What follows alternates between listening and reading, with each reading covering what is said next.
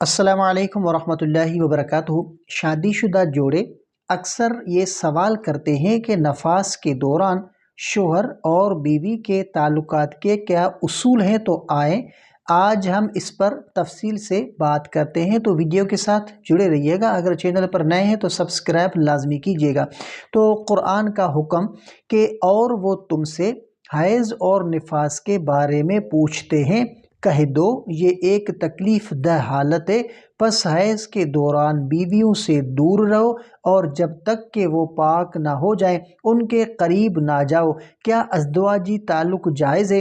نفاس میں بیوی سے مباشرت ازدواجی تعلق حرام ہے، البتہ بیوی کے جسم کے باقی حصوں سے لطف اندوز ہو سکتے ہیں، لیکن ناف سے گھٹنوں تک نہیں چھونا چاہیے۔ اور نفاس میں شوہر کی کیا ذمہ داری ہے کہ شوہر کو بیوی کا خاص خیال رکھنا چاہیے، کیونکہ نفاس کے دوران عورت جسمانی اور ذہنی طور پر کمزور ہوتی ہے۔ نبی کریم صلی اللہ علیہ وآلہ وسلم نے فرمایا، تم میں سے بہترین شخص وہ ہے جو اپنی بیوی کے لیے بہترین ہو۔ تو یہ اسلامی اصول ہر شادی شدہ جوڑے کو معلوم ہونے چاہیے۔